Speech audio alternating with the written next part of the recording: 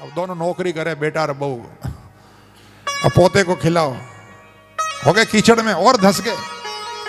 सोचते थे बेटे की शादी हो जाएगी, फ्री हो जाएंगे, भजन करेंगे, परंतु महाराज और ज्यादा कीचड़ में फंस गए। बोले अब क्या करें, ज्यों ज्यों परिवार बढ़ता जाता है और आदमी जिम्मेदारी बढ़ती जाती, मोह है ना, मोह वो बाहर निकलने नहीं देता है।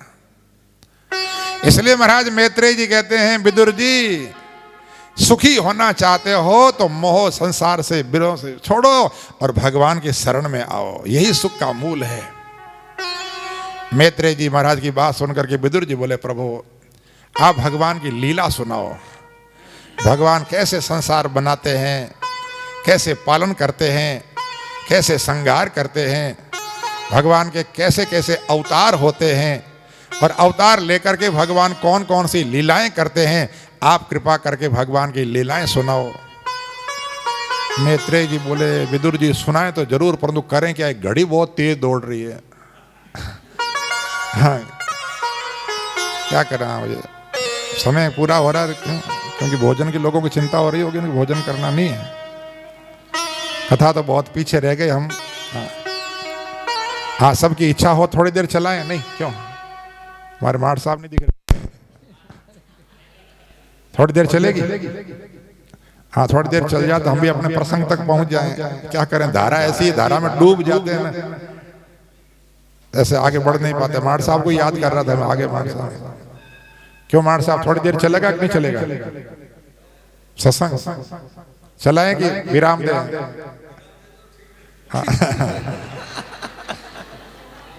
मार साहब तो तैयारी बैठे, रात को तो 11-11 बजे तक बजाते हो, और हमारे भागवत में जो है विराम की बात आती है क्यों। तो सबकी जैसी इच्छा हो तो सबके साथ चलने वाले हैं। थोड़ी देर थोड़ा प्रसंग तक पहुंचे तो, क्योंकि हरिद्वार में आए हैं जिस उद्देश्य के लिए, तो मैं नहीं चाहता कि कोई प्रसंग छूटे। नहीं तो भगवान का जन्मदिन तो कल हमको मनाना ही है, चौथा दिन है कल, भगवान कृष्ण का जन्मोत्सव तो मनाना ही है कल, इसलिए वहां तक तो हमको पहुंचना ही पड़ेगा। इसलिए अगर आधा घंटा अगर चलता हो तो चला दे। बोले वृंदावन बिहारी लाल की जय।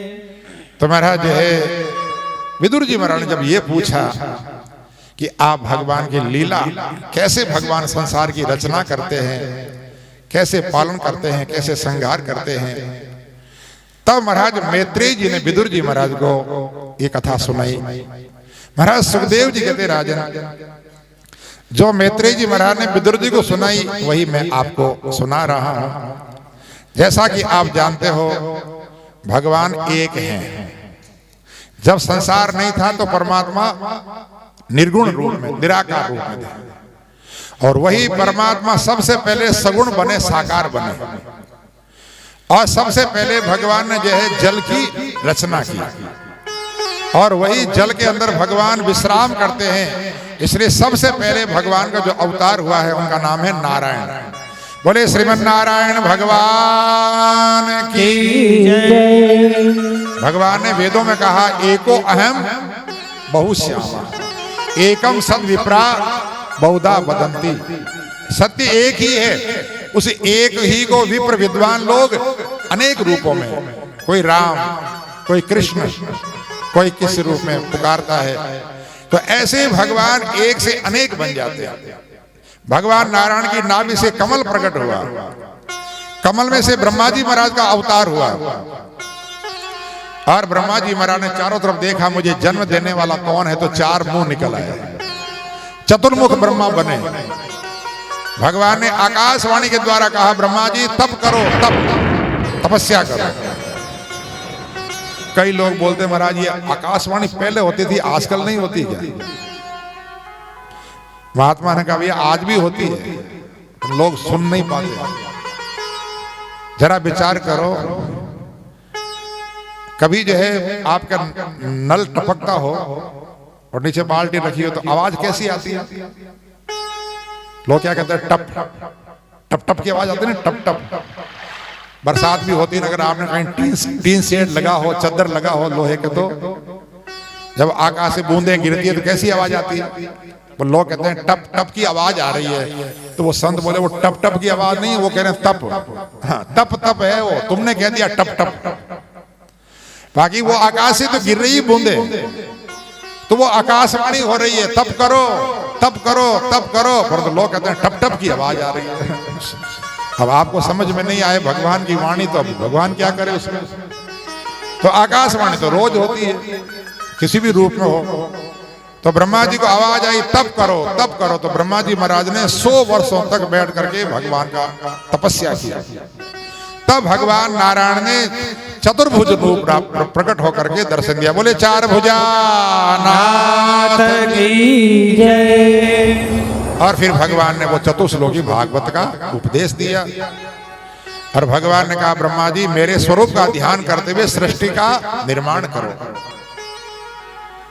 महाराज जो है ब्रह्मा जी ने अनेक प्रकार की सृष्टि का निर्माण किया। सबसे पहला जो है वो सनक सनंदन सनातन सनत कुमार, ये चारों सनकादिक, ये भगवान का पहला 24 अवतारों में ये पहला अवतार माना गया। बोले सनकादिक भगवान की जय। चारों सनकादिक प्रकट हुए। ब्रह्मा जी से कहा पिताजी क्या आज्ञा है? तो बोले सृष्टि को आगे बढ़ाओ। वो बोले कि ये इस चक्कर में हम नहीं पड़ेंगे, हम तो भगवान का भजन करेंगे। ब्रह्मा जी को क्रोध आ गया। बेटा कहना नहीं माने तो पिता को क्रोध तो आता ही है। जब क्रोध आया तो कहते हैं कि महाराज उनकी भ्रकुटी में से पसीना आ गया, और पसीना आया तो एक बूंद टपकी, और उसी से भगवान रुद्र देवता प्रकट हुए। बोले रुद्र नारायण भगवान की जय। एक से ही एकादश रुद्र हो गए। ब्रह्मा जी से कहा क्या करें? तो बोले आप भी सृष्टि बनाओ। अब महाराज रुद्र की सृष्टि आप जानते हो, भूत प्रेत पिशाच डाकनी साकनी जो सृष्टि बनाने लगे। ब्रह्मा जी बोले बाबा शांत करो, ये इतने भूत प्रेत बना दिए, सारी मेरी सृष्टि को खा जाएंगे। तो बोले क्या करूं? बोले जाओ हिमालय पर तपस्या करो। तो भगवान रुद्र जो है वो हिमालय पर चले गए तपस्या करने के। उसके बाद में ब्रह्मा जी ने और भी कई प्रकार की सृष्टि बनाई, दानव बनाए, मानव बनाए, पशु बनाए, पक्षी बनाए, परंतु जो भी सृष्टि बनाए वो आगे नहीं बढ़े। ब्रह्मा जी ने सोचा अब क्या करें महाराज। तब उन्होंने जो है संकल्प करके एक स्त्री और पुरुष का जोड़ा प्रकट किया। कहते हैं कि महाराज उसमें जो पुरुष है वो है स्वयंभू मनु, और जो स्त्री है वो है शत्रुपा। अब दोनों ने कहा कि हमको क्या आदेश? तो बोले कि तुम दोनों शादी करके और गृहस्थ धर्म का पालन करते हुए सृष्टि को, मानव सृष्टि को आगे बढ़ाओ। मनु जी बोले महाराज सृष्टि तो बढ़ाएं, परंतु पृथ्वी पानी में डूबी हुई है। अब पृथ्वी के बिना हमारी सृष्टि रहेगी कहां? क्या खाएगी, कहां रहेगी?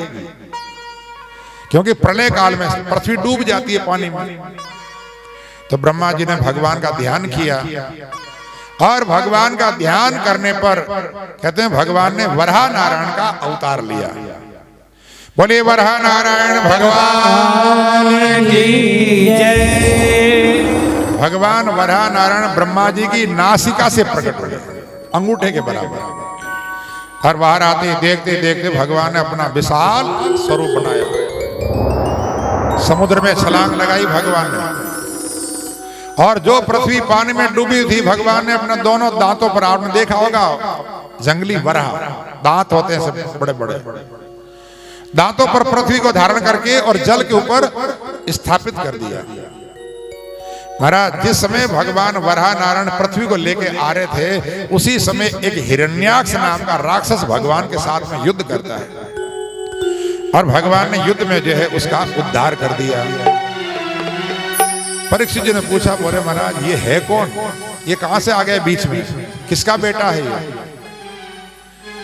महाराज सुखदेव जी कहते राजन ये कश्यप और दिति का पुत्र है।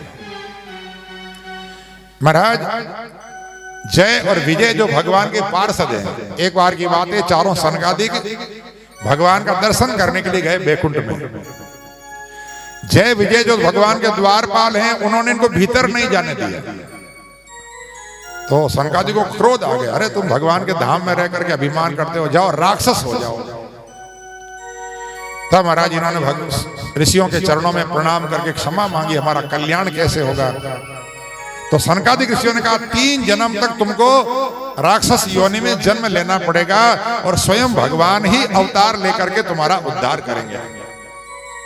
तो महाराज वही जय और विजय 3 जन्म तक राक्षस बने। पहले जन्म में बने हिरण्याक्ष और हिरण्यकश्यप, और भगवान ने वराह और नरसिंह अवतार लेकर के दोनों का उद्धार किया।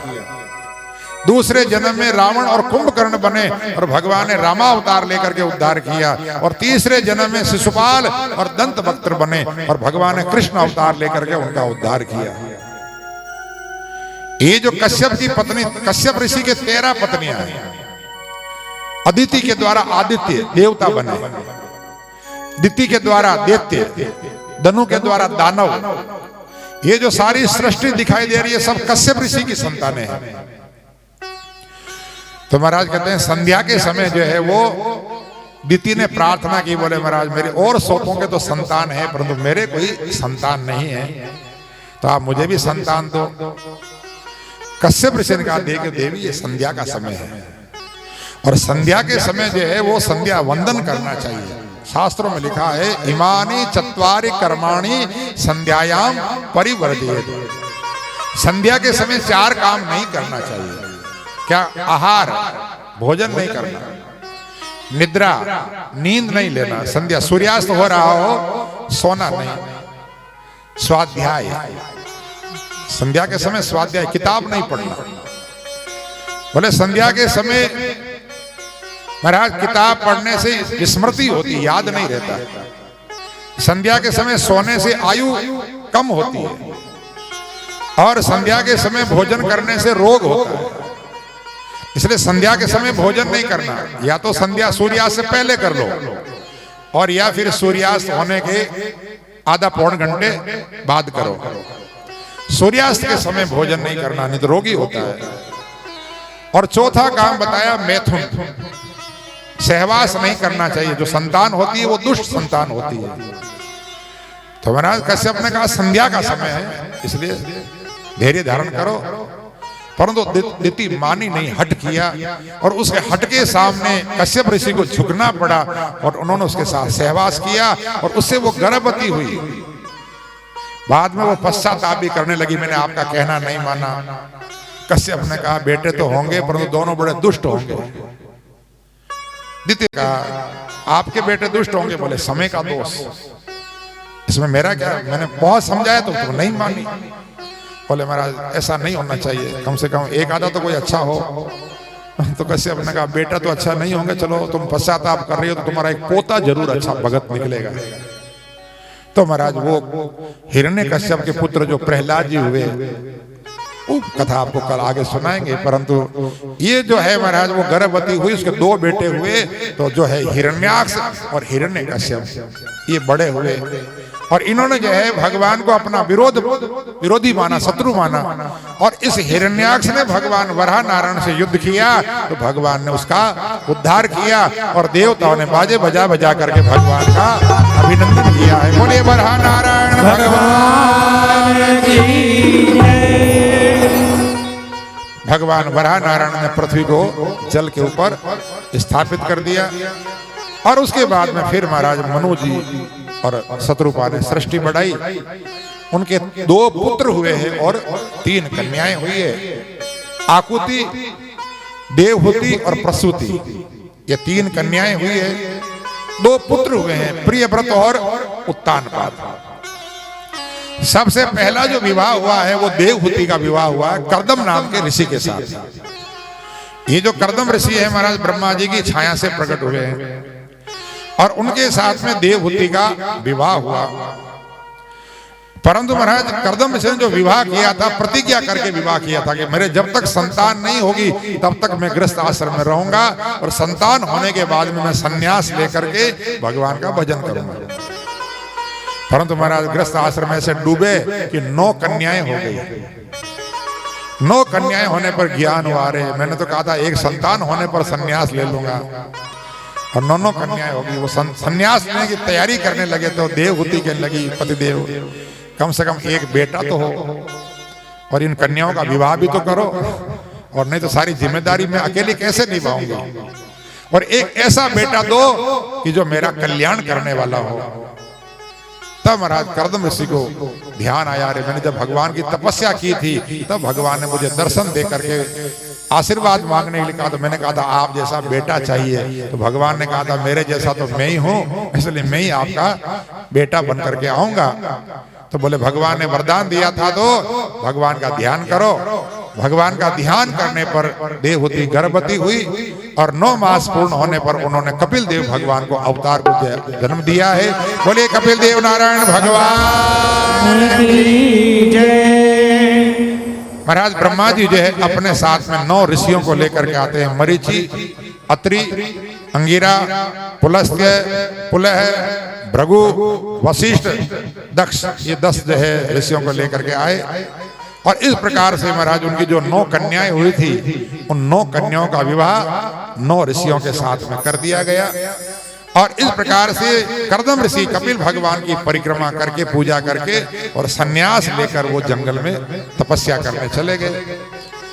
कपिल भगवान एकांत में बैठे थे। माता देवहूति ने कपिल देव भगवान के चरणों में प्रणाम करके कहा, प्रभु मेरे जैसे स्त्री का कल्याण हो ऐसा कोई उपाय बताओ। कपिल भगवान कहते हैं, माता जी देखो, वैसे संसार का जो संग होता है वो दुख का कारण होता है। वैसे तो संग करना नहीं चाहिए।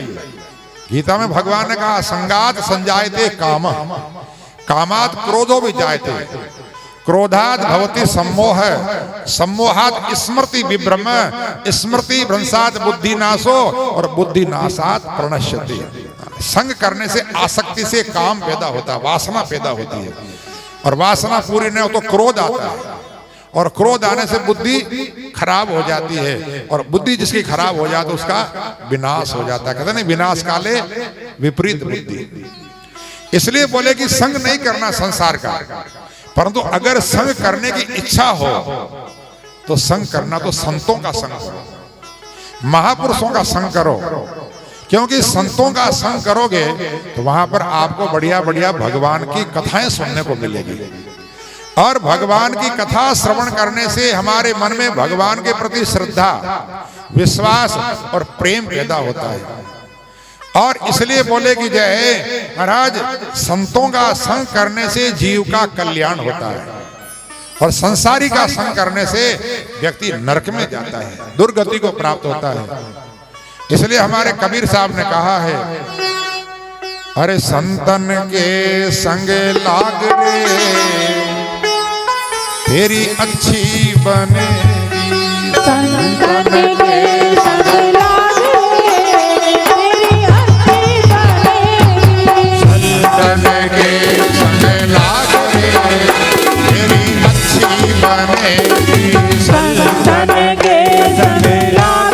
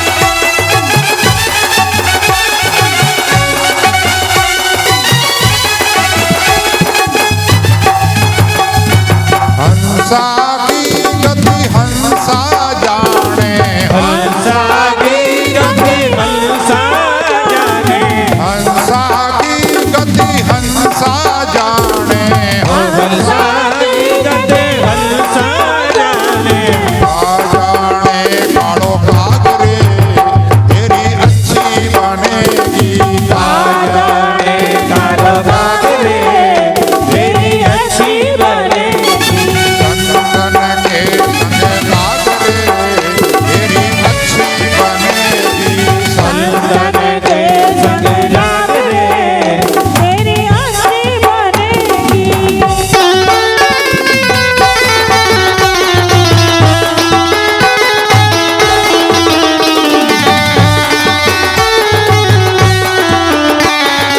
बोलिए गंगा मैया की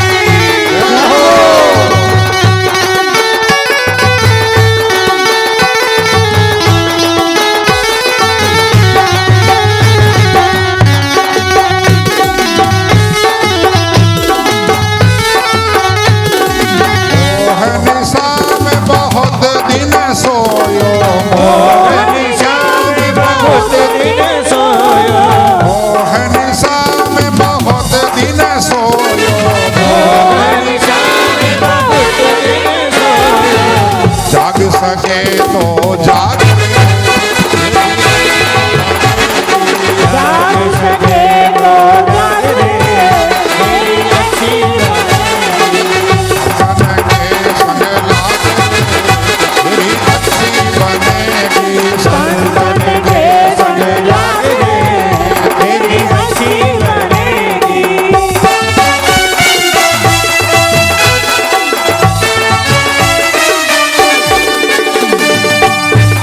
बोलिए राजा रामचंद्र भगवान की जय हो श्री हनुमान जी महाराज की जय हो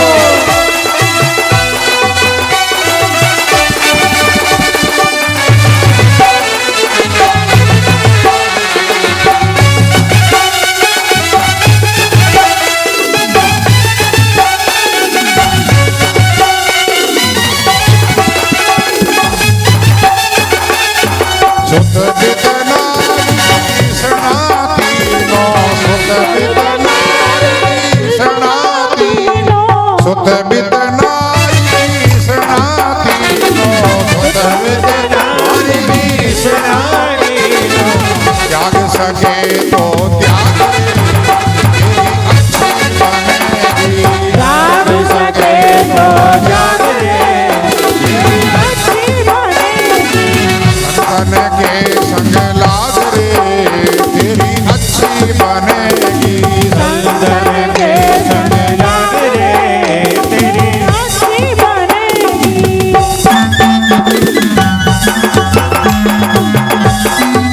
प्रिय भागवत महा पुराण की जय हो श्री सुखदेव जी महाराज की जय हो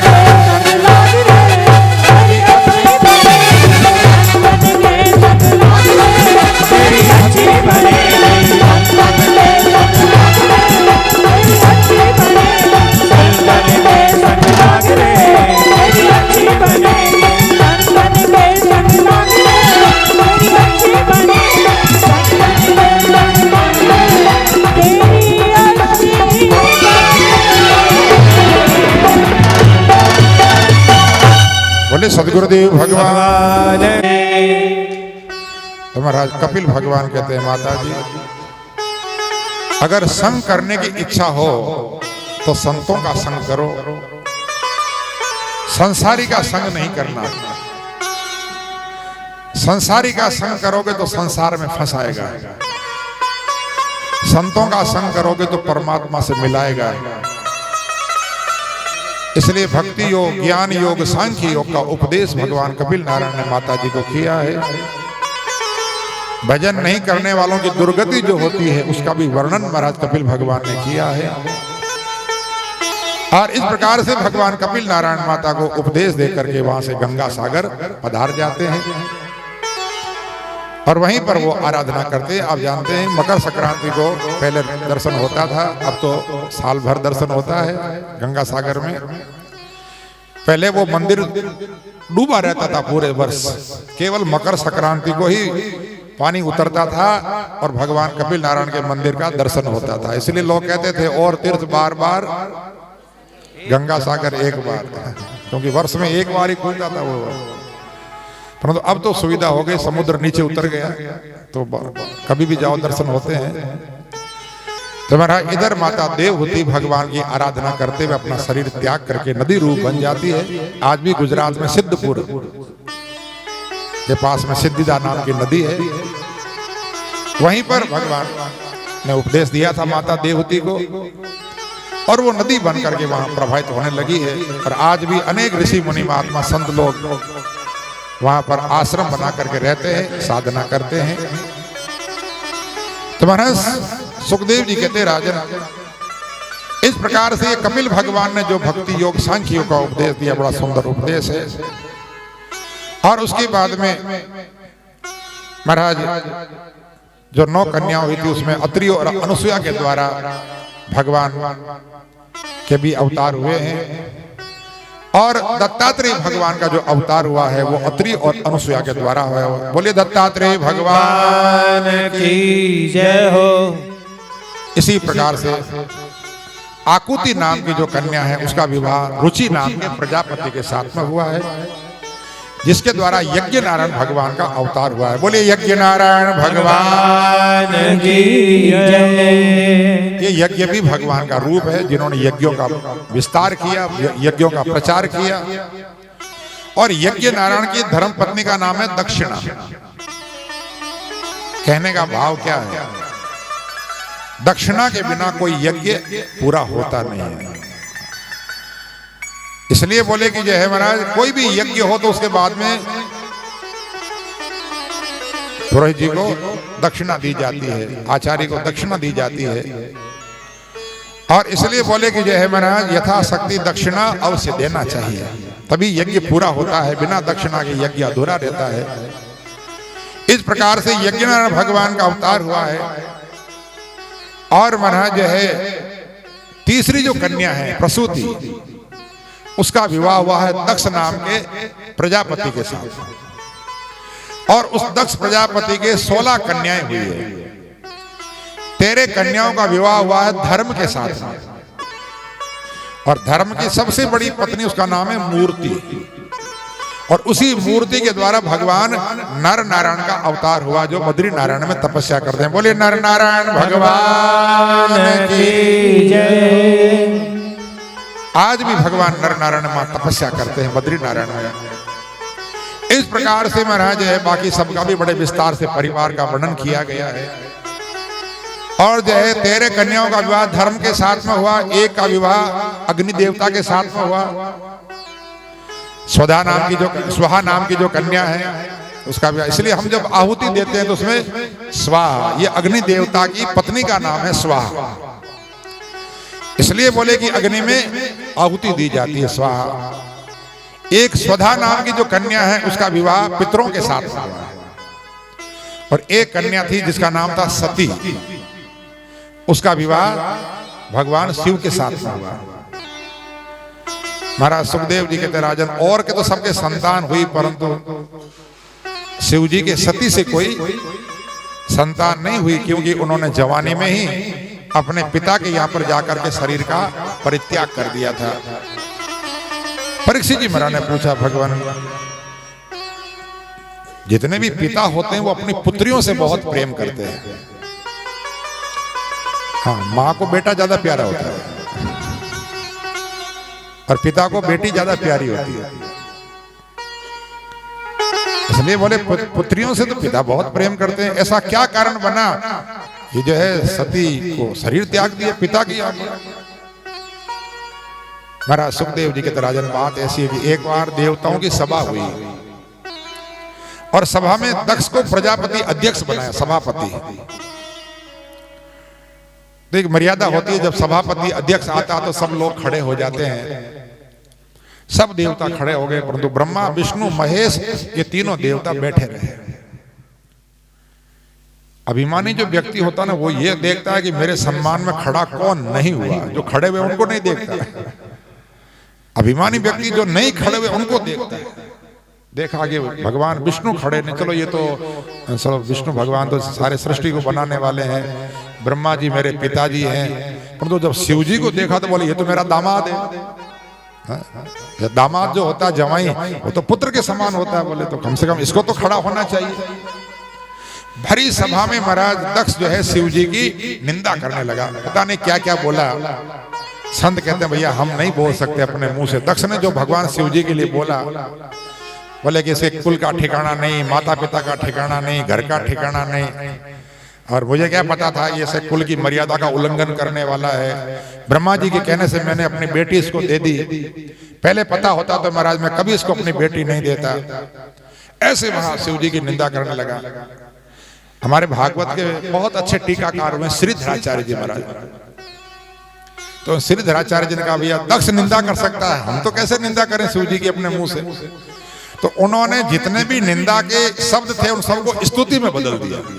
श्रीधराचार्य जी महाराज ने टीका करते हुए बोले ये क्या कह रहा है कि इनके माता पिता का ठिकाना नहीं। तो सही बात है, इनके माता पिता कोई है ही नहीं तो ठिकाना कहां से है।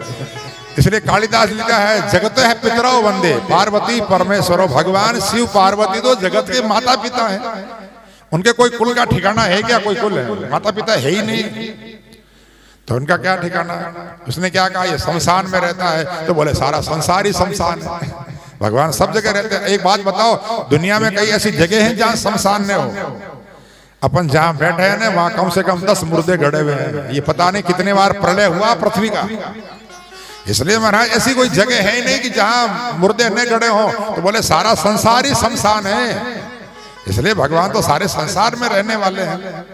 तो इस प्रकार से सारे निंदा को स्तुति में बदल दिया और कहा कि महाराज आज के बाद में इसको कोई जो है निमंत्रण नहीं देगा। कोई भी विवाह हो चाहे यज्ञ हो, कोई किसी में निमंत्रण नहीं दे। इसको आज से कुल से बाहर किया जाता, जातिवाद। ऐसे महाराज दक्ष ने भगवान शिव जी की निंदा की। तो शिव जी को तो कोई भला बुरा लगता नहीं, वो तो अपने स्वरूप में स्थित है। परंतु नंदी जी को बहुत बुरा लगा और नंदी जी ने श्राप दिया, अरे दक्ष तो जिस मुंह से भगवान शिव जी की निंदा कर रहा जा, तेरा मुंह ही कट जाएगा, सिर ही कट जाएगा और बहुत बाबा कर रहा बकरे का मुंह लगेगा। ऐसा श्राप दे दिया नंदी जी ने। और महाराज इधर जो है भृगु जी महाराज को बुरा लगा तो उन्होंने भी श्राप दे दिया कि जाओ शिव जी के जितने भी गण हैं वो सब के सब भांग धतूरा खाएंगे, पिएंगे, नशे में रहेंगे, नशे शमशान में पड़े रहेंगे। श्राप इधर महाराज जो है वो नंदी जी ने ब्राह्मणों को श्राप दिया। भाई तो शिव जी को अच्छा नहीं लगा और शिव जी सभा में से उठ करके कैलाश पधार गए। सारे नंदी गण भी पीछे पीछे चले गए। सारी सभा बिगड़ गई। परंतु उसके बाद में लोगों ने यज्ञ करना बंद कर दिया, क्योंकि यज्ञ करते हैं शिव जी को बुलाते हैं तो दक्ष नाराज होता है। और अगर नहीं बुलाते हैं महाराज शिव जी को नहीं बुलाए तो यज्ञ पूरा ही नहीं हो सकता। शिव जी के बिना तो कोई यज्ञ, सबने यज्ञ करना बंद कर दिया। तो दक्ष ने विचार किया कोई नहीं करे तो मैं करूंगा। और उसने कनखल में, हरिद्वार में जो कनखल है वहां पर जो है बहुत बड़ा बृहस्पति सौ नाम का यज्ञ किया। सब देवताओं को निमंत्रण दिया परंतु शिव जी को निमंत्रण नहीं दिया। सारे देवता लोग विमान में बैठ करके जान करके कैलाश के ऊपर से निकल गए। दूसरे भी रास्ते थे परंतु लोगों की आदत होती है। हाँ, देवता भी कम थोड़ी है। अगर किसी को न बुलाया हो तो लोग जान करके घर के सामने से निकलेंगे। क्यों आप नहीं चल रहे हो? उनको मालूम है कि उनके इनके नहीं बनती आप, फिर भी पूछेंगे क्यों आपके तो खास लगते हैं, आप नहीं चल रहे हो। सब ऊपर से निकलने लगे। सती जी ने ये क्या बात है, कहाँ जा रहे हैं? पूछा तो पता लगा पिता के यहाँ पर यज्ञ हो रहा है। सती जी ने कहा प्रभु मेरे पिता के यहाँ यज्ञ हो रहा है, आप भी चलो, मुझे भी ले चलो। भगवान शिव जी ने कहा बिना निमंत्रण नहीं जाना चाहिए। सती बोली महाराज कोई बात नहीं, कहीं डाक में गड़बड़ी हो गई होगी। हाँ टेलीफोन होता तो बात कर लेते टेलीफोन से। अरे बोले कोई डाक में गड़बड़ी नहीं हुई, सब जान करके किया है। बोले क्यों, ऐसा क्यों करेंगे? भगवान शिव ने वो सारी कथा सुनाई सभा वाली। तो बोले महाराज गलती तो आपकी, खड़ा होना चाहिए। कोई भी बेटी बाप की गलती थोड़ी बताए। हाँ बोले आपकी गलती, खड़ा होना चाहिए। भगवान शिव जी बोले सती जी सही बात है कि हम तो ध्यान में बैठे थे और अपने भीतर बैठे परमात्मा को हमने तो प्रणाम पहले ही कर लिया था, परंतु वो नहीं देख पाया और ध्यान की अवस्था में होने के कारण हमको नहीं पता चला। बोले कोई बात नहीं महाराज, जो होना तो हो गया, भूल जाओ। भगवान बोले हम तो कब गई भूल गए, तेरा बाप नहीं भूला। हम तो भूल गए, परंतु वो अभी तक नहीं भूला। जान करके महाराज बहुत कहा। सती जी ने चलो, भगवान शिव ने मना किया। सती बोले महाराज आप ही तो कहते हो माता पिता गुरु स्वामी और मित्र के यहाँ बिना बुलाए चले जाना चाहिए। भगवान ने कहा सही है, परंतु तदपि विरोध मान जय कोई तहां गए कल्याण। अगर हमारा विरोध होता हो तो नहीं जाना चाहिए, विरोध नहीं हो तो कोई बात नहीं, परंतु भले ही माता है पिता है गुरु है, परंतु अगर विरोध करते क्यों आए यहाँ पर, तो ऐसी जगह जहां अपमान होता हो वहां नहीं जाना चाहिए। भगवान शिव जी ने मना किया सती जी आपको भी नहीं जाना चाहिए, परंतु सती जी नहीं मानी। आखिर में वो जाती है। महाराज भगवान शिव ने कहा नंदी जी को जाओ, छोड़ के आओ। नंदी जी जाते हैं, वहां गए तो कहते किसी ने सती जी का आदर नहीं किया। एक माँ जो होती है भैया, सादर भले ही मिली एक माता। एक माँ तो आदर से मिली, माँ तो माँ होती है, माँ तो भगवान का रूप है भैया, माँ तो माँ है। माँ ने तो आदर किया, परंतु और किसी बहनें मिली हंसी उड़ाते हुए, क्यों अकेली अकेली चली आई, कहाँ छोड़ाई शिव जी को, कहीं तलाक तो नहीं दे दिया। ऐसी बहनें हंसी उड़ाते हुए। और वह जब यज्ञ हो रहा था वहां जाके देखा तो सब देवताओं के लिए स्थान, परंतु भगवान शिव जी के लिए कोई स्थान नहीं। सती जी को बहुत बुरा लगा। देखो कोई भी स्त्री, कोई कितने भी हो, कैसे भले ही आपस में लड़ाई हो जाए पति पत्नी में, परंतु अगर पति का अपमान कहीं हो तो पत्नी सहन नहीं कर सकती। सब और कोई अपमान, भले खुद भले कुछ भी कर ले, हाँ खुद भले बेलन मार दे, परंतु अगर कोई दूसरा अपमान करे पति का तो पत्नी को सहन नहीं होता। तो जो है वहां पर जब अपमान देखा, मेरे पति का अपमान हो रहा, तो अपने पिता को कहा तो मेरा पिता है। क्या करे, शास्त्र में लिखा है कि अगर कोई संत शास्त्र और भगवान की निंदा करता है तो निंदा करने वाले की जीभ निकाल देनी, और जोर नहीं चले तो अपने कानों में अंगुली डाल करके वहां से चले जाना चाहिए, परंतु भगवान की, संतों की और शास्त्र की निंदा कभी सुनना नहीं चाहिए। परंतु क्या कर, तू मेरा पिता है, तेरे ऊपर जोर मेरा चलता नहीं। और यदि मैं यहां से चली गई और वापस गई तो भगवान शिव क्या कहेंगे, आओ दाक्षायणी, आओ दक्ष की बेटी, आओ दक्ष कुमारी, तुम्हारा नाम लेकर के पुकारके तो मेरा तो मरण ही हो जाएगा। इसलिए अब मैं तेरे साथ में कोई अपना संबंध नहीं रखना चाहती, और जब तक शरीर रहेगा तब तक तो संबंध रहेगा। लोग क्या कहेंगे, दक्ष की बेटी है। तो अब शरीर को ही छोड़ना, जब शरीर ही नहीं रहेगा तो संबंध समाप्त हो जाएगा।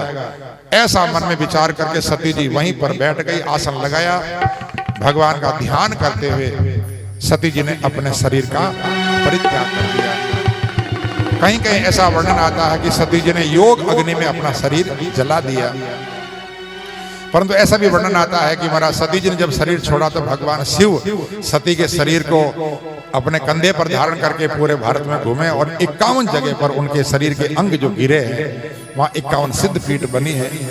तो सती जी का जन्म एक बार नहीं हुआ, मैंने कल भी कहा था 108 बार सती जी जन्मी है, 108 बार। तो एक बार भगवान शिव ने लीला की होगी, बाकी बार सती जी ने अपना योग अग्नि में शरीर जलाया। महाराज गणों को बहुत बुरा लगा और गण यज्ञ विध्वंस करने लगे, तो भृगु जी ने रिपुगण नाम के देवताओं को प्रकट किया और उन्होंने जलती हुई लकड़ियों से मार मार करके भगवान शिव जी के गणों को भगा दिया। नारद जी ने जाकर के शिव जी को कहा प्रभु, सती जी ने देह त्याग कर दिया। शिव जी को बहुत बुरा लगा और अपनी जटा निकाली, पट की जमीन पर 1000 भुजा वाला वीरभद्र नाम का गण प्रकट हुआ। भगवान शिव जी से कहा प्रभु क्या आदेश है? बोले जाओ उसका यज्ञ विध्वंस कर दो। वीरभद्र अपने साथ में हजारों गणों को लेकर के कनखल हरिद्वार आया और महाराज सब देवताओं को मार मार के भगा दिया ऋषि। और जो दक्ष प्रजापति था उसका सिर लेकर के जैसे कोई मूली को ऐसे मोड़ करके तोड़ दिया और तोड़ करके कुंड में स्वाह डाल दिया। सारे देवता दौड़े दौड़े गए ब्रह्मा जी के पास। बोले महाराज गजब हो गया। बोले क्या हुआ? बोले ये ऐसा हुआ। तो बोले चलो शिव जी के पास। सब के सब जा करके भगवान शिव जी को मनाते हैं। नमः शिवाय नमः शिवाय हर हर भोले नमः शिवाय नमः शिवाय नमः शिवाय हर हर बोले नमः शिवाय नमः शिवाय नमः शिवाय हर हर भोले नमः शिवाय नमः शिवाय नमः शिवाय हर हर बोले नमः शिवाय विश्वेश्वराय शिव विश्वेश्वराय हर हर भोले नमः शिवाय विश्वेश्वराय विश्वेश्वराय हर हर बोले नमः शिवाय महाकालाय शिव महाकालाय हर हर भोले नमः शिवाय महाकालेश्वराय शिव महाकालेश्वराय हर हर भोले नमः शिवाय शिवाय नमः शिवाय हर हर भोले नमः शिवाय नमः शिवाय हर हर बोले नमः शिवाय शिवाय नमः शिवाय हर हर भोले नमः शिवाय नमः शिवाय नमः शिवाय हर हर बोले नमः शिवाय रामेश्वराय शिव रामेश्वराय हर हर भोले नमः शिवाय रामेश्वराय शिव रामेश्वराय हर हर भोले नमः शिवाय ओंकारेश्वराय शिव ओंकारेश्वराय हर हर भोले नमः शिवाय ओंकारेश्वराय शिव ओंकारेश्वराय हर हर भोले नमः शिवाय नमः शिवाय हर हर भोले नमः शिवाय नमः शिवाय नमः शिवाय हर हर भोले नमः शिवाय हर हर बोले नमः शिवाय हर हर बोले नमः शिवाय बोले शिव शंकर भगवान की जय। सब देवताओं ने भगवान शिव जी की स्तुति की है। भगवान शिव जी को मना करके लाए कनखल में। भगवान ने कहा भैया उसका सिर कहाँ है? बोले महाराज वो तो स्वाहा हो गया। तो बोले भैया क्या करें? चलो उत्तर में जाओ, जो भी कोई पहले मिल जाए उसका सिर लाओ। एक बकरा मिला और उसी बकरे का मस्तक ला करके और उसके शरीर से जोड़ा गया। और जैसे ही महाराज दक्ष के धड़ से जोड़ा गया वैसे ही दक्ष जिंदा हो गया। और एकदम से बम बम बम भोलेनाथ की हाँ, ये बकरे का मुंह लगाना तब से वो बम बम बम। इसलिए हमारे शिव जी के जो भक्त होते हैं ना वो गाल बजाते बम बम बम की आवाज करते हैं। तो महाराज फिर दक्ष ने भगवान शिव जी की बहुत स्तुति की, क्षमा मांगी। भगवान नारायण भी प्रकट हुए, ब्रह्मा जी भी प्रकट हुए। भगवान नारायण ने कहा दक्ष शिव और हम दोनों एक ही हैं। शिव में और नारायण में कोई भेद नहीं है। लीला रूप में भेद है परंतु स्वरूप में कोई भेद नहीं है। ठीक है, तो लीला करने के लिए, संघार लीला करने के लिए शिव रूप बने हैं और बाकी हम दोनों तत्व से एक ही है, इसलिए कभी भेद नहीं करना। शिव जी का भक्त होकर के और भगवान नारायण से विरोध करे और नारायण से का भक्त होकर के शिव जी से विरोध करे, महाराज उस जीव का कभी कल्याण नहीं होता है। इसलिए शिव और नारायण दोनों अभिन्न हैं, दोनों एक ही है। देखो जरा विचार करो कि भगवान शिव राम जी को अपना आराध्य मानते हैं और राम जी शिव जी को अपना आराध्य मानते हैं। जब भगवान रामेश्वर की स्थापना हुई ना राम जी के द्वारा, तब ऋषियों ने नाम रखा। बोले क्या नाम रखे? बोले रामेश्वर। तो बोले भैया रामेश्वर का अर्थ क्या? तो ऋषियों ने कहा रामस्य ईश्वर यह स रामेश्वर, जो राम जी के ईश्वर हैं वो रामेश्वर, तत्पुरुष समास। और महाराज कहते हैं कि उसी समय भगवान भोलेनाथ प्रकट हो गए और भगवान भोलेनाथ ने प्रकट होकर कहा राम से ईश्वर नहीं, राम ईश्वर यस्य सह रामेश्वर है। राम जी जिसके ईश्वर हैं वो रामेश्वर। राम जी बोले मेरे ईश्वर हैं। शिव जी क्या कहते हैं? राम जी मेरे ईश्वर हैं। राम जी कहते हैं शिव जी मेरे ईश्वर हैं। तब ऋषियों ने कहा रामस्य ईश्वरस्य, राम और ईश्वर दोनों अलग नहीं है, राम ही ईश्वर है, ईश्वर ही राम है। तो शिव और राम दोनों एक ही हैं, दो अलग चीज नहीं है। तो भगवान कहते हैं विष्णु और शिव दोनों अलग नहीं है, एक ही तत्व है। लीला करने के लिए हमने ये दो रूप धारण किए हैं। ये तीनों देवता लीला करने के लिए तीन रूप हैं। इसलिए बोले ब्रह्मा विष्णु और शिव ये तीनों एक ही है, अभिन्न है। ओंकारेश्वर कहते हैं प्रणवाक्षर के मध्य ये तीनों एक। शिव जी की आरती बोलते हैं तो प्रणवाक्षर के मध्य ये तीनों एक। ओंकार में तीनों है, ओम में शिव जी भी है, ओम में ब्रह्मा जी भी है, ओम में विष्णु भी है। तीनों अभिन्न है, अंतर नहीं, भेद नहीं करना कभी। ऐसे भगवान ने उपदेश दिया और उसके बाद में वो यज्ञ पूरा हुआ है। और तब से ये विधान हुआ कि महाराज यज्ञ में जो बचा हुआ सामान है वो सब भगवान रुद्र का होगा। सब रुद्र का अधिकार पूरा बचा। यज्ञ में जो भी सामग्री बच जाती है उस पर अधिकार भगवान रुद्र का होता है। इस प्रकार से वो यज्ञ पूरा हुआ है। सब देवता वापस अपने अपने लोगों को लौट जाते हैं। महाराज सुखदेव जी कहते हैं राजन वही सती जिन्होंने अपने शरीर का परित्याग किया था, मरते समय भगवान से एक वरदान मांगा था, सती मरत हरिसन वर मांगा, जन्म जन्म शिव पद अनुरागा।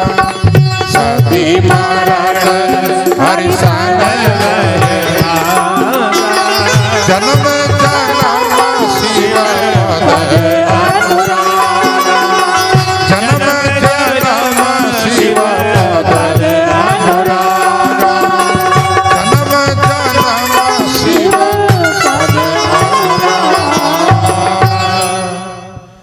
ने मरते समय भगवान से वरदान मांगा कि जन्म जन्मांतरों तक भगवान शिव जी के चरणों में मेरा प्रेम बना रहे, अनुराग बना रहे। कहते हैं ना भैया मरते समय जहां वासना रह जाती है वहीं आदमी का जन्म होता है। अंतमति सो गति तेही कारण हिमगिरि ग्रह जाई, जन्मी पार्वती तनु पाई। उसी कारण से वही सती जी ने राजा हिमाचल और मैना देवी की यहाँ पर पार्वती के रूप में जन्म लिया। नारद जी महाराज ने आकर के उपदेश दिया भगवान शिव जी को पाने के लिए तपस्या करो। फिर पार्वती जी वन में जाकर के तपस्या करती हैं। भगवान राम जी ने प्रकट होकर के शिव जी को कहा प्रभु हम आपका विवाह वापस देखना चाहते हैं। तो शिव जी ने पहले तो मना किया, परंतु बाद में भगवान राम जी बोले आपकी तो इच्छा नहीं परंतु हमारी इच्छा है। क्योंकि उस समय तारकासुर नाम का एक राक्षस हुआ था और उसने वरदान मांगा था कि भगवान शिव जी के अंश से कोई संतान हो, पुत्र हो, वही मुझे मार सके। तो इसलिए बोले विवाह होगा तभी संतान होगी। सब देवताओं ने प्रार्थना की, भगवान ने प्रार्थना की, सब ऋषियों को भेज करके प्रेम की परीक्षा ली है सती जी प्रेम पार्वती जी की। और उस प्रेम की परीक्षा में पार्वती जी पास होती है, सफल होती है। और फिर जो है महाराज राजा हिमाचल को जाकर कहते हैं विवाह की तैयारी करो। राजा हिमाचल तैयारी करते हैं। इधर भगवान शिव जी की भी विवाह की तैयारियां होती है। सारे जो गण हैं वो भगवान शिव जी को श्रृंगार करते हैं। अरे श्रृंगार ऐसा किया है, बोले क्या बताएं। बोले भैया बढ़िया सा कोई मुकुट लाओ, मुकुट। बोले मुकुट की जरूरत क्या है, लंबी लंबी जटाएं हैं ना, हाँ इसी का मुकुट बना दो। तो जटाओं का तो मुकुट बनाया। अरे बोले भैया कोई एक मोहर तो लाओ। बोले मोहर लाने की क्या जरूरत है, सांप बिठा दो एक। तो एक सांप बिठा दिया जटा के ऊपर, ये हो गया मोड़। और बोले कि महाराज बढ़िया से कोई पाउडर तो लाओ। अरे बोले पाउडर की जरूरत क्या, अपने चिता की भस्म नहीं वो ये चिता की भस्म जो ऐसे। बोले माला लाओ, माला। माला बोले माला की क्या जरूरत है, बढ़िया मोटा सा सांप लाए और सांप ला करके गले में ऐसा माला। और बोले कानों में कुंडल। बोले छोटे छोटे बिच्छू ला करके और कानों में चिपका दिए। ऐसा श्रृंगार किया भगवान भोलेनाथ का। अरे बोले शादी करने जा रहे हैं कि किसी को खाने जा रहे हैं। भगवान विष्णु बोले भैया एक काम करो, अपने आगे आगे चलो। हाँ तो ऐसी दूल्हा देखेंगे तो अपन को भोजन भी नहीं मिलेगा बाबा, इसलिए अपने तो आगे आगे चलो। सब के सब सारे देवता आगे आगे रवाना हो गए। भगवान शिव जी ने विचार किया विवाह हो रहा मेरा और आगे लड्डू खाने जा रहे हैं सब। ये देखो संसार की रीति देखो। जीवन में जब भी कोई खुशी का प्रसंग होता है तब आप देखना, शादी जब होती है ना तो दुल्हा जिस घोड़े पर बैठा होता, हमने देखा वरघोड़े में सब लोग आगे आगे चलते हैं नाचते हुए, और घोड़ा सबसे पीछे, वो दुल्हा उसको सबसे पीछे छोड़ते। और जब किसी की अंतिम क्रिया करनी हो तो मुर्दा सबसे आगे चलता है, और बाकी सब लोग पीछे बातें करते चलते रहे, सब पीछे। संत कहते हैं यही संसार की रीति है, सुख में आगे और दुख में पीछे होते हैं। दुख में आए तो सब पीछे हट जाएंगे, और जीवन में सुख आए आनंद का तो सब आगे। हाँ हम आगे, हम आगे, हम आगे। भगवान शिव जी ने सोचा कि विवाह मेरा होना जा रहा है, सब आगे आगे पीछे छोड़ दिया हमको। भगवान शिव जी ने कहा चलो कोई चिंता नहीं, भृंगी से कहा शंख बजाओ।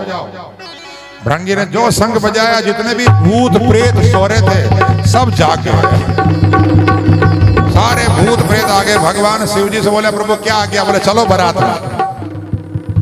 सारे भूत प्रेत नाचते हुए महाराज चल रहे हैं। ऐसी बारात देखी नहीं होगी आज तक दुनिया में, ऐसी बारात आई शिव जी की। महाराज जब सबसे पहले आगे आगे पहुंचे देवता इंद्र, इधर जो है वो मैणावती जी हाथ में थाली लेकर के आरती की तैयारी कर रही दूल्हे की। सोचा यही तो नहीं है। अरे बोले ये तो बाराती है।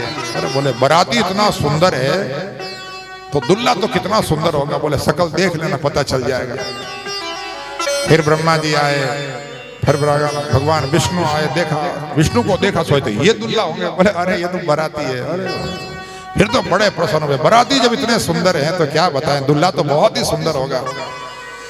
महाराज सबके और शिव शंकर की आई है बारात, चलो सखी दर्शन करें। शिव शंकर की आई है बारात, चलो सखी दर्शन करें। शिव शंकर की आई है बारात, चलो सखी दर्शन करें। शिव शंकर की आई है बारात, चलो सखी दर्शन करें। भोले बाबा की आई है बारात, चलो सखी दर्शन करें। भोले बाबा की आई है बारात, चलो सखी दर्शन करें। बोलिए ब्रह्मा शंकर। भी आए, विष्णु भी आए। ब्रह्मा भी आए, विष्णु भी आए। ब्रह्मा भी आए, विष्णु भी आए। ब्रह्मा भी आए, विष्णु भी आए। शीश है सब साथ, चलो सखी दर्शन करें। ऋषि मुनि आए सब साथ, चलो सखी दर्शन करें। शिव शंकर की आई है बारात, चलो सखी दर्शन करें। शिव शंकर की आई है बारात, चलो सखी दर्शन करें। भोले बाबा की आई है बारात, चलो सखी दर्शन करें। भोले बाबा की आई है बारात, चलो सखी दर्शन करें। बोलिए शंकर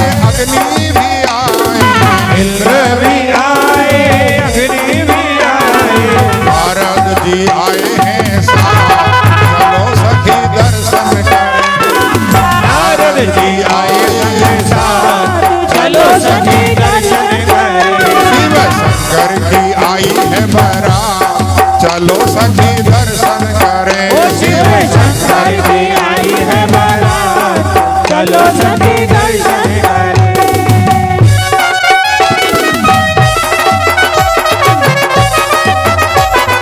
बोलिए उमापति महादेव की जय हो।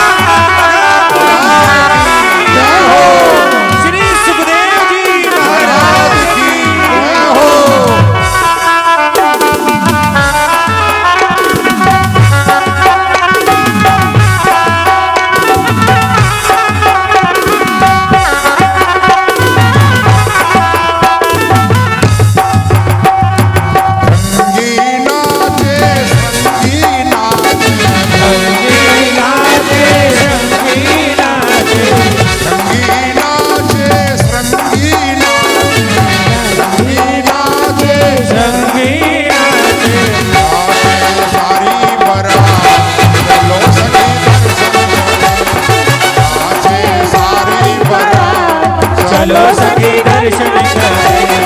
शंकर की आई है बारात, चलो सखी दर्शन करें। ओ शिव शंकर की आई है बारात, चलो सखी दर्शन करें।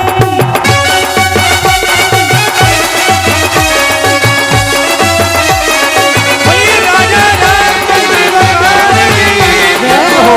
श्री गंगा महारानी की जय हो।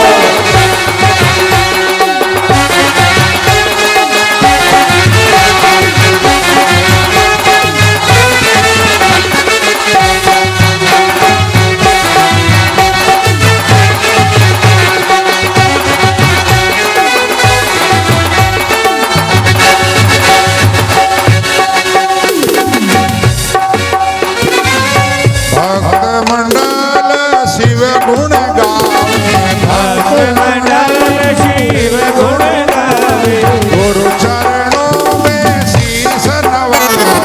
गुरु चरणों में शीश नवावे। भजन करो दिन रात, चलो सखी दर्शन करें। भजन करो दिन रात, चलो सभी दर्शन करें।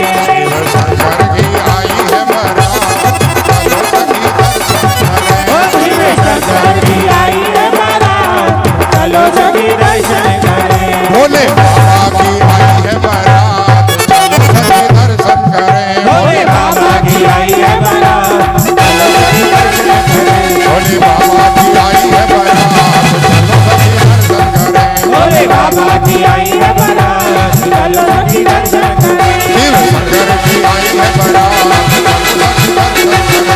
शंकर की आई है बारात, चलो सखी दर्शन करें। चलो सखी दर्शन करें। चलो सखी दर्शन करें। चलो सखी दर्शन करें। चलो सखी दर्शन करें। चलो सखी दर्शन करें। चलो सखी दर्शन करें। बोले शिव शंकर भगवान की जय। भोलेनाथ भगवान की जय।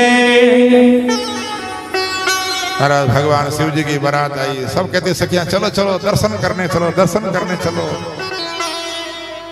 ब्रह्मा जी, विष्णु भगवान, इंद्र, अग्नि, वरुण सारे देवताओं को देखा, बड़े प्रसन्न हुए। महाराज बच्चों को ज्यादा लालसा होती है बारात देखने की, एक तो बच्चों को और एक माता बहनों को। हाँ, बारात क्या बात है। हम देखा कई जगह हमारी सत्संग होती है, कहीं बारात बाहर निकल रही हो, फिर देखो माता बहन दौड़े। अरे मैंने कहा थाका तो फेरा हो गया, अब क्यों दौड़ो। आनंद वैसे उत्साह बच्चों में दौड़े दौड़े गए, बच्चे देखे बारात। हाँ महाराज जो शिव जी को देखा तो बच्चों को बुखार आ गया, दौड़े महाराज। बच्चे दौड़ के घर में घुस गए, अंदर दरवाजे बंद कर लिए। माँ बाप माँ ने कहा बेटा क्या हुआ? बारात देखने गए थे। बारात देखे? बोले माँ बारात नहीं यमराज आया। यमराज आया। फर्क इतना ही है कि यमराज भैंसे पर बैठ के आता ना, वो बैल पे बैठ के आया, बाकी और यमराज में कोई कमी नहीं है।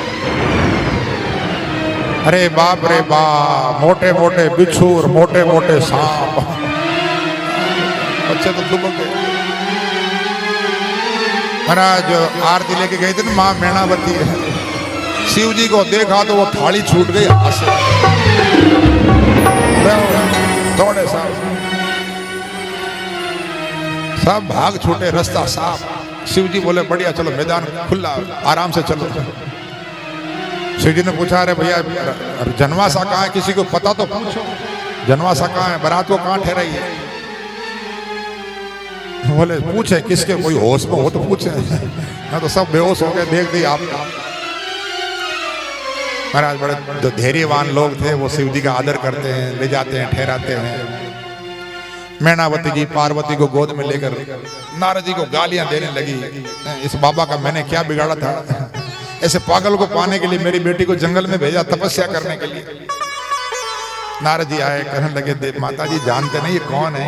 ये माँ पार्वती सती है, ये भगवान की अर्धांगिनी भवानी है। और महाराज सारी महिमा भगवान नारद जी ने जब सुनाई तब मैणावती कहने लगी अरे नारद जी कोई बात नहीं, अच्छी बात है, परंतु उस बोले बाबा को बोलो कि आज तो कम से कम थोड़ा सा स्वरूप अच्छा बना। ये क्या बना रखा भेष? नारद जी ने जाके प्रार्थना की भगवान भोलेनाथ आज तो थोड़ा अच्छा शांत रूप बना लो। भगवान शिव जी एक बार तो बोले कि शादी करने के लिए फकीर होते ना, वो भी किराए की शेरवानी ला के पहन लेते हैं। हाँ बाद में भले ही फकीरी भीख मांगते फिरे। हाँ बोले भैया ऐसे में भेष बदलने वाला नहीं, मैं तो जैसा हूँ वैसा ही रहता हूँ। नारद जी ने बहुत प्रार्थना की, प्रभु कोई बात नहीं। तो प्रार्थना करने पर शिव जी ने बहुत सुंदर सौम्य रूप धारण किया। हर महाराज क्या बताएं, कर्पूर गौरम करुणावतारम संसार सारम भुजगेंद्रहारम सदा वसंतम हृदयारविंदे भवम भवानी सहितम नमामि। हर भगवान शिव जी आज शांत हुए, बड़े धूमधाम से गणपति पूजन हुआ है, विधि विधान से फेरे हुए हैं और देवता ने बाजे बजा बजा करके भगवान शिव जी का जयकार किया है। बोले उमापति महादेव की जय, शिव शंकर भगवान की जय। बड़े आनंद से भगवान शिव का पार्वती से विवाह हुआ और जिस प्रकार से भगवान शिव पार्वती विवाह करके और वापस कैलाश पधारते हैं और महाराज कार्तिकेय का जन्म होता है, तारकासुर का उद्धार किया है, गणेश जी महाराज का प्राकट्य हुआ है।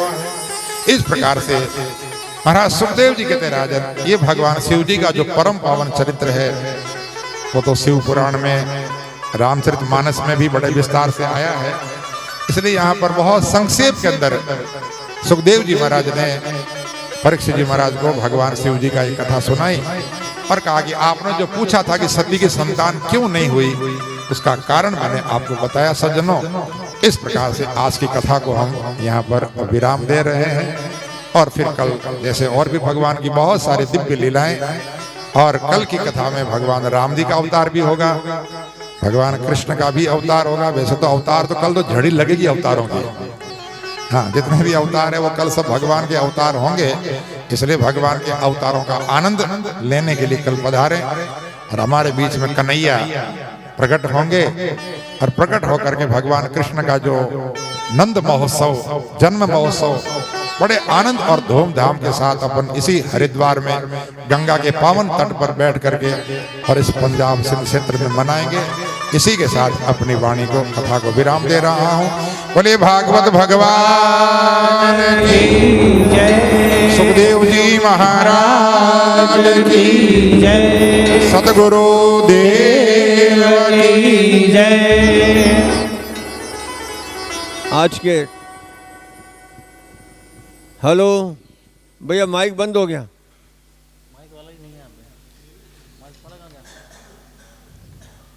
और उसके बाद पार्थिव शिवलिंग पूजा होगी। पार्थिव शिवलिंग पूजा के यजमान आज के जो हैं उनको मैं बता रहा हूँ।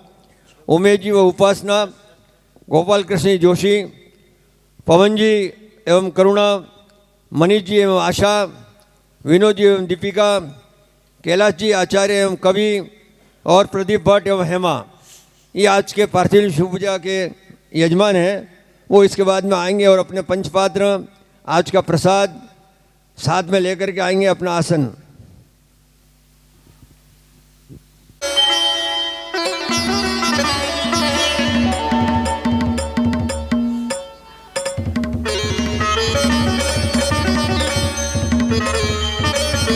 प्रदीप जी से निवेदन है कि भोजन के पश्चात आप पार्थिव शिव बनाना शुरू कर देंगे।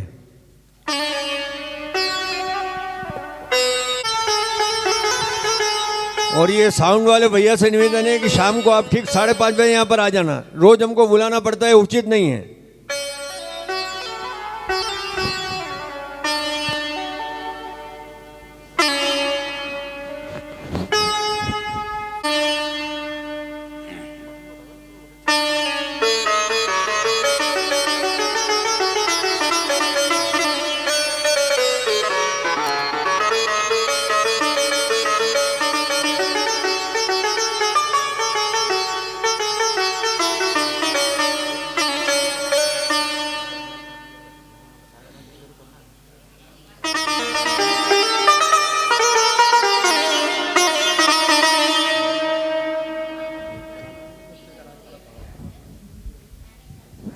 पंडित जी लगा देंगे, भोग लगा देंगे, बोल देंगे पंडित जी, बोल देंगे, बोलो वैसे बोल देंगे वो मंत्र।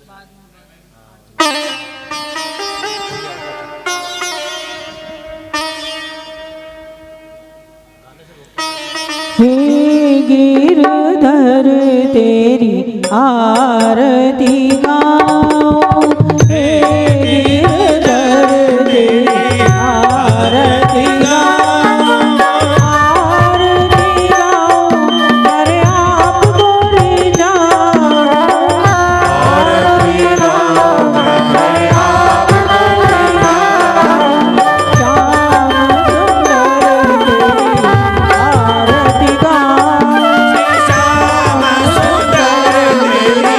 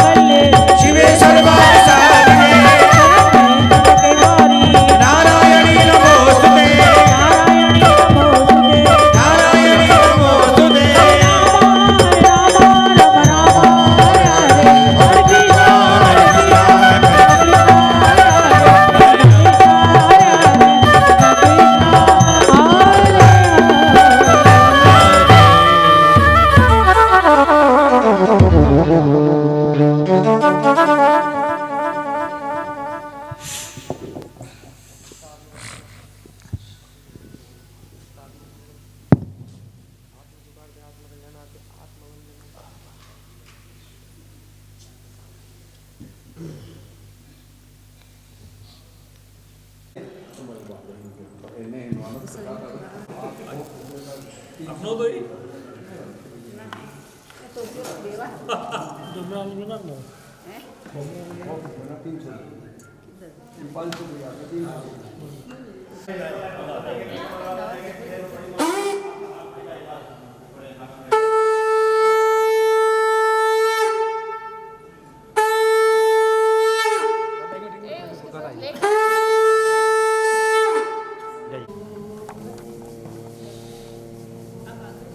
एक साथ में समूह से करिए, फिर से सांस भरिए, एक साथ में सभी सांस भरिए।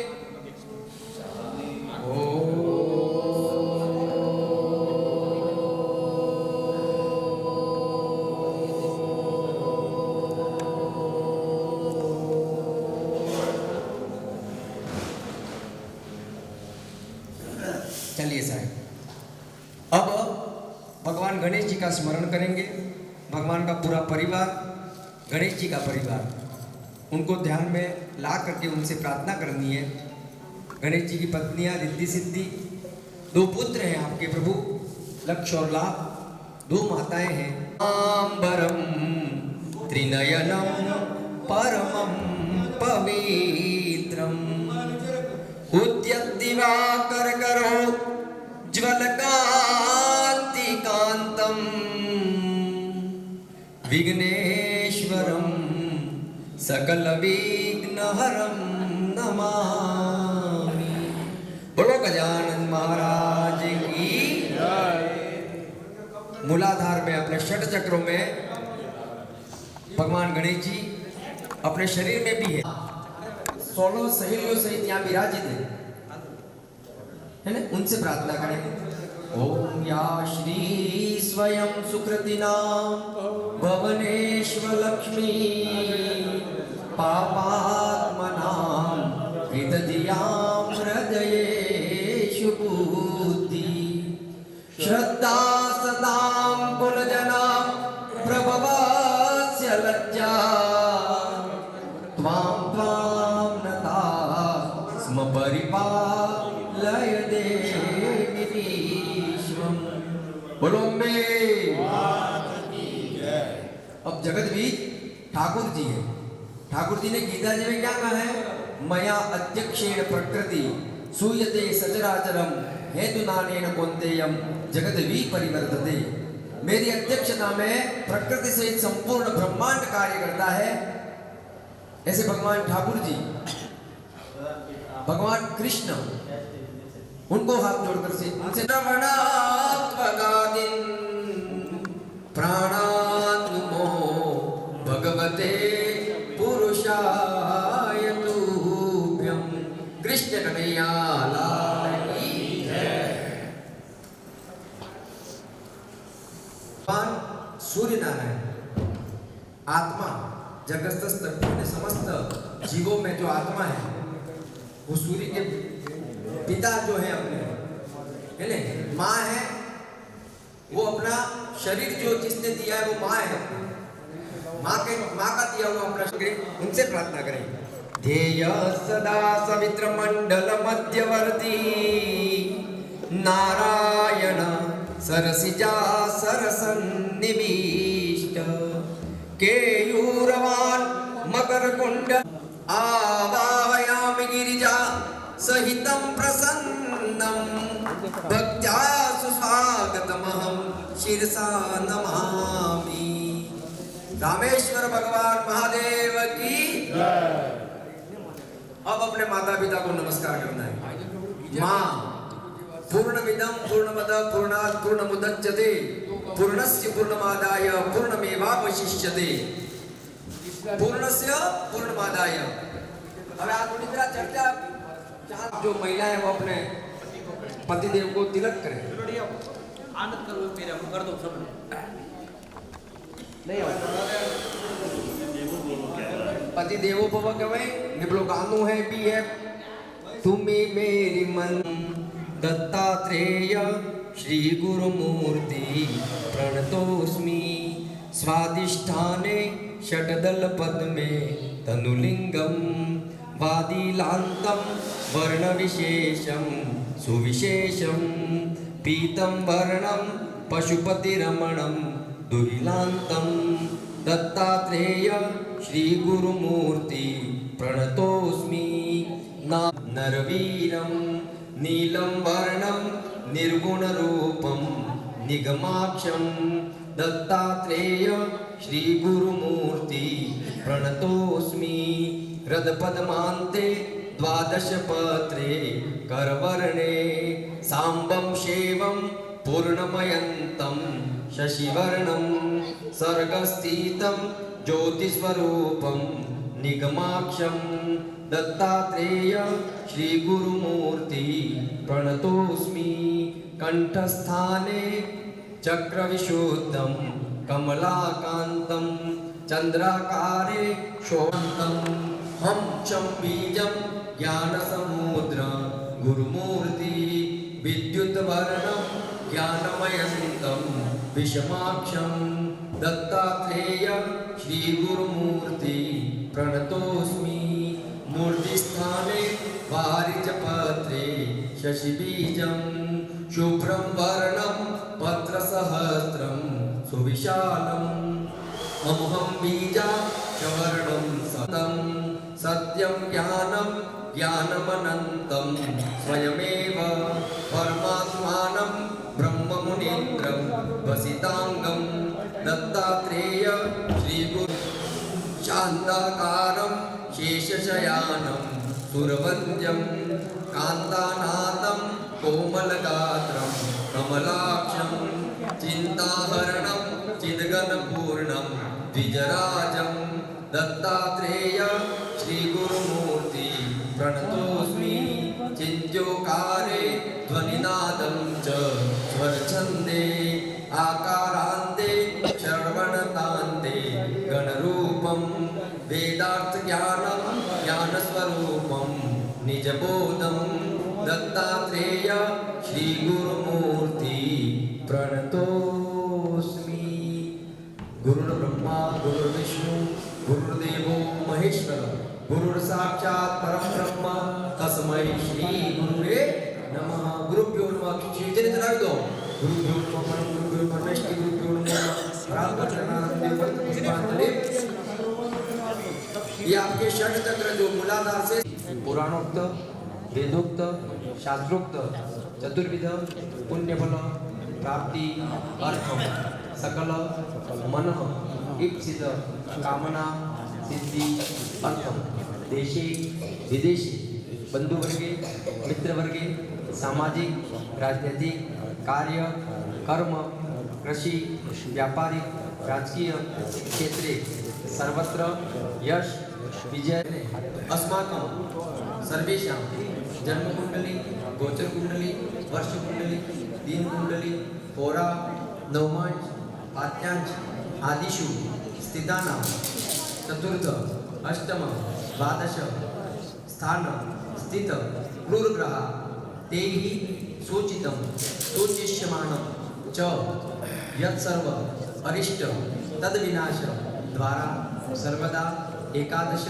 तृतीय सप्तम स्थान स्थितवत शुभग्रह शुभफल प्राप्ति अर्थम तथैव मम समस्त पितॄणाम् असद्गति निवारण अर्थम उत्तम लोकगति प्राप्ति अर्थम पितृ कृपा प्रसादात् मम गृहे संतति संपत्ति सन्मति अविच्छिन्न वृद्धि अर्थम प्रत्युत्पन्नमति तेजस्वी प्रखर बुद्धि दीर्घायुष्य स्वस्थ आयुष्य प्राप्ति अर्थम अस्माकं सर्वेषां पुत्र पुत्रीणां विवाहे आगमिष्यमाण सकल बाधा दूरीकरणार्थम राजकीय उच्च पद प्राप्ति अर्थम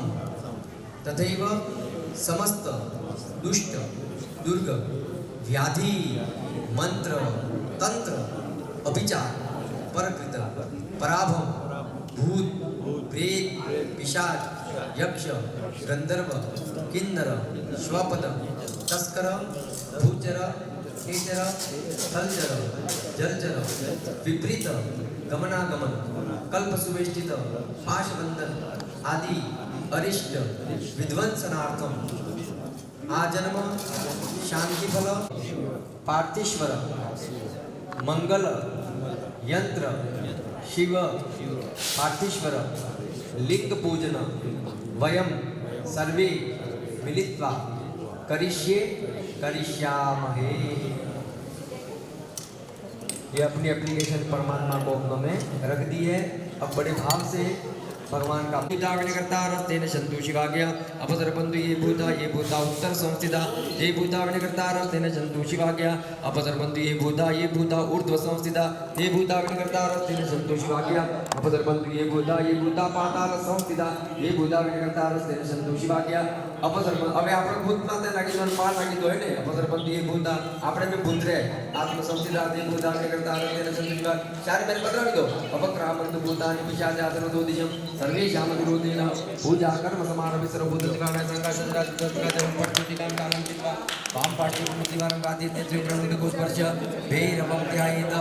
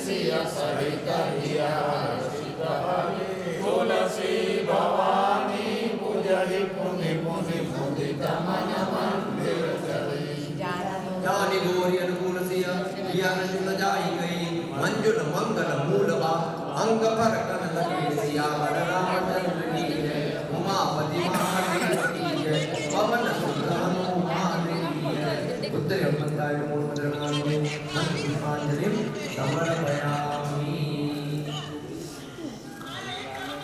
करें और उनका पूजन कर लेंगे गंध पुष्प चढ़ा देंगे पृथ्वी स्वयादिता लोका देवी त्वं विष्णुनादिता त्वं जता अनेकदन्तं भक्तानां एकदन्तं उपास्महे श्वेतांगं श्वेतवस्त्रं चितकुतुमगणे पूजितं श्वेतगन्धे क्षीराब्धौ रत्नदीपे सुरनरतिलकं रत्नसिंहासनस्थं गौरीपाशां भयवर्धदतं चन्द्रमौलिं त्रिनेत्रं ध्यायेच्छाञ्चरतमीशं गणपतिकमलं श्रीसमेतं प्रसन्नं बोलो गजानन महाराज की जय। ध्यानार्थ गंधाक्षर पुष्पम गणेश जी का पंचोपचार पूजन करें। जो पास में है वो उन्हें गंध का तिलक कर दें। चंदन तिलक करो। ओम श्री क्लीं क्लीं क्लों गणपते परवर्ती समयजने विजमानाय पुष्पं समर्पयामि। ओम श्री क्लीं क्लीं क्लों गणपते परवर्ती विजमानाय पुष्पं समर्पयामि। ओम श्री क्लीं क्लों गणपते परवर्ती विजमानाय धूपम् आग्रयामि। ओम श्री क्लीं क्लीं क्लों गणपते परवर्ती विजमानाय दीपं दर्शयामि। ओम श्री क्लीं क्लीं क्लों गणपते परवर्ती विजमानाय नैवेद्यं गुडमय नैवेद्य क्रियमाणस्य शिव पार्थीश्वर पूजनं पुण्याहं कल्याणं रिद्धिं स्वस्तिं श्री स्वस्ति अस्तु श्री अस्तु श्री अस्तु श्री अस्तु श्री। अब जो भी एक आया वो अपने सिर पे डाल दीजिए।